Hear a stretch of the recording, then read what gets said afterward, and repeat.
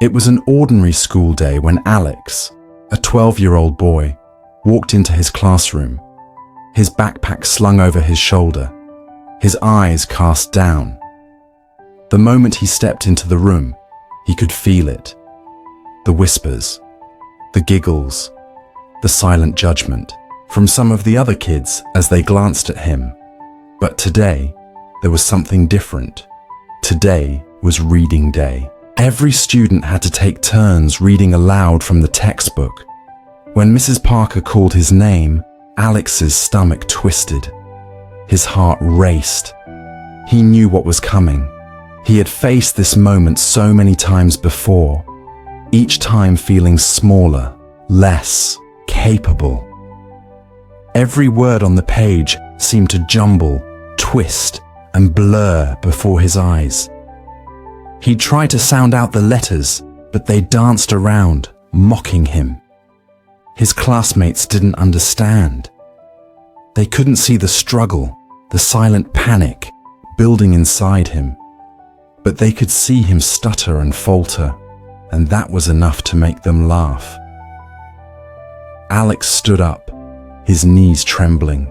He could feel his palms sweating as he approached the front of the class. He looked at the page, desperately trying to focus. The letters seemed to wiggle and twist together. His heart pounded faster. His face burned with shame. "Come on, Alex," Mrs. Parker encouraged. "You can do it. Just try your best." He tried. He really did. But the words wouldn't come. His mouth felt dry, his voice weak. He stumbled over the words, unable to make sense of them. The laughter started. First, a few soft giggles, then louder, crueler. Alex's chest tightened, his breath shallow. He could feel his face turning red, tears pricking at the corners of his eyes. But he couldn't cry. He had to stay strong, didn't he? Suddenly, he felt a tap on his shoulder. He turned, surprised, to see Emily, a girl who had always been kind to him, standing beside him with a gentle smile. "It's okay, Alex," she whispered.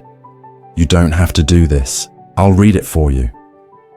She stepped up, took the book from his hands, and began reading with ease. Alex stood there, his heart sinking, unable to tear his eyes away from the page. He wanted to be like Emily. He wanted to read like her, to speak clearly and confidently like the other kids. He wanted to fit in. But Alex had dyslexia. His whole life, he had fought with the letters that wouldn't stay still. He had worked hard, so hard, trying to read, trying to write. But no matter how much effort he put in, the words never seemed to make sense. It wasn't his fault. But every time he struggled, the world around him seemed to tell him he wasn't enough.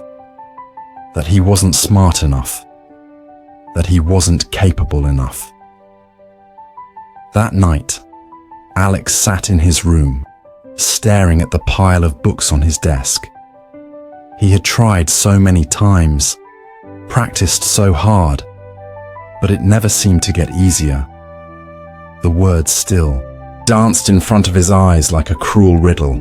The voice in his head told him he was dumb, that he would never be good enough.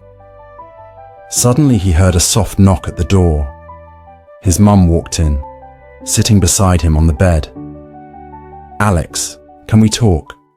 she asked, her voice gentle. He didn't answer, but his mother knew the silence. She placed a hand on his shoulder, giving it a comforting squeeze. "I know today was hard," she said softly, "but I want you to understand something very important. You are not dumb. You are not less than anyone else. You are brilliant in your own way, Alex." Alex looked up at his mother, his eyes filled with doubt. "But Mum, I can't read like the other kids. They laugh at me. I try, but nothing works." His mum smiled, her eyes warm with love. "I know it's hard, sweetheart. But you have a gift. Dyslexia doesn't make you less. It makes you different. The way your mind works is special. You see the world in ways others can't. The way you solve problems, the way you think outside the box. Those are gifts, Alex. You don't have to be like everyone else. Alex's eyes started to tear up. He had heard his mum say things like that before, but something about her words today felt different. They felt true.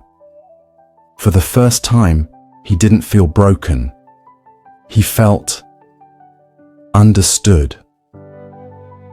The next day at school, something changed. Alex walked into the classroom with a new resolve. Mrs. Parker called on him again. The familiar fear twisted inside him, but this time he didn't let it take over. He closed his eyes, took a deep breath, and focused. His fingers traced the words on the page, one letter at a time. Slowly, he read aloud. His voice wavered at first, but he didn't stop. He kept going. When he finished, the room was silent. Then, Emily stood up, clapping her hands with a big smile. That was amazing. Alex, she said. The other students, seeing the courage in his face, began to clap too. For the first time, Alex didn't feel ashamed. He felt proud. Later that day, after school, Alex sat down with his mother again. "Mom," he said quietly, "I did it. I read in front of the class. I wasn't perfect, but I did it." His mother hugged him tightly, her heart swelling with pride. "I'm so proud of you, Alex. You're not perfect, and that's okay. You're doing something that's hard, but you're doing it anyway. That's what makes you strong." Alex smiled, tears welling up in his eyes. For the first time in his life, he understood that being different wasn't something to be ashamed of. His dyslexia wasn't a curse. It was part of who he was. And now, he could see that he had a unique gift that no one else had. The journey wouldn't be easy, but Alex knew that as long as he kept trying, kept believing in himself, he could face anything the world threw at him.